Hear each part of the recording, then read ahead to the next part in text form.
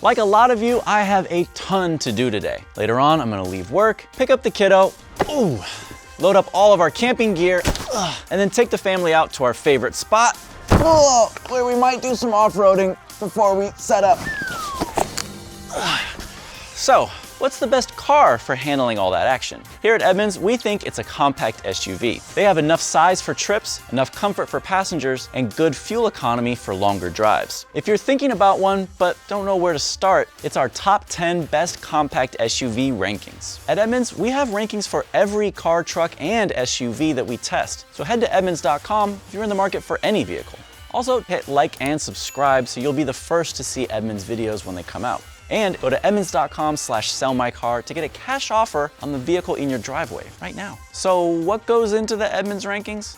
First, our test team puts each vehicle through a rigorous workout. They log their capabilities, spaciousness, and efficiency. Then we score them in dozens of categories, add up all the points, and voila, a top 10 ranking. Up first is the Ford Bronco Sport, also known by its other name, the 2021, no, not the big Bronco. Think a little smaller, not as tough. Yeah, that one. The Bronco Sport is a compact and boxy SUV with some impressive capability under its belt that makes it great for carving dirt trails or splashing through some mud. Unfortunately, competitors are more comfortable and more spacious, and both its steering and braking just aren't up to par. It's the equivalent of casting big budget stars in your movie and then totally botching the plot. We still like the punchy 2-liter turbo, and there's plenty of personality on board. Just don't expect the real Bronco-sized experience. Next, we have the Ford Escape. I know what you're thinking. They still make the Ford Escape? First of all, yes they do, rude. And second of all, even though the Bronco Sport and Escape are built on the same platform, the Escape is more refined. Unlike the Bronco Sport, the Escape is comfortable on the road and pretty deft at handling curves. The interior is also a nicer place to be because of easy to use controls and plenty of space for passengers. Even in the back, where the Bronco Sport trips up. Listen, we really don't have many complaints about the Escape other than it's just not that exciting. It's the almond joy of SUVs. No one gets mad at it, but it's just almond joy. How many people do you know with a Toyota RAV4? Exactly. This has been one of the most popular vehicles, not just SUVs, vehicles in the country for many years. When this version came out in 2019, we drove it across the country and didn't find many weak spots. The RAV4 is a well-rounded SUV that you can find for an attractive price, and it isn't going to give you headaches when it comes to space, comfort, or efficiency. Speaking of efficiency, we think the RAV4 Hybrid is actually a better buy if you can swing it. But on the standard RAV4, Toyota even sprinkles a little bit of extra capability with up to 8.6 inches of ground clearance. Not too shabby for the class at all. Look, it may not be exceptional at any one thing, but for most people, that's okay. Plus, it looks really good when it's dirty. Matter of fact, I should take one on my camping trip right now. Speaking of being exceptional at one thing, let's talk about the Jeep Wrangler, shall we? Coming in at number 7 on our list, the Wrangler is one of the most recognizable vehicles you can buy today. Every part, every bolt, every measurement is tailored specifically for off-roading. You can climb up hills, you can crunch over obstacles, and you can definitely rock crawl in a Wrangler. And I can't say that about any other SUV on this list. What makes it so capable? Simple. It gives zero f***s about ride comfort, steering feel, or wind noise. But I'm gonna let you in on a little secret. It actually does care about fuel economy. You can get a 2-liter Wrangler, a diesel Wrangler, and even a plug-in hybrid Wrangler. What a time to be alive, right? Okay, now we're starting to put it all together. The Jeep Cherokee, our number 6 pick, is a smart crossover SUV. Why smart? Because on one hand, it's rugged and has pretty serious off-road chops, while on the other hand, it also feels good to drive on the road and is sophisticated enough for a night out. First of all, it's a Jeep, so you know it can hit a trail, no problem. If you get the Trailhawk trim, it's a legit off-roader. But for most of you, the important stuff is this: comfortable interior, a responsive feeling behind the wheel, and a good combination of technology and upscale materials. This is a crossover with a little attitude. People are constantly asking me for car buying advice, but then they don't always take it. That's a shame, because I give great advice. Anywho, one of the cars that actually does make their ears perk up is the Subaru Forester. You can always tell when someone is a Forester person from a mile away. They like being different from the norm. They don't mind getting a little dirty. They have anywhere from 1 to 17 dogs. You know, Subaru stuff.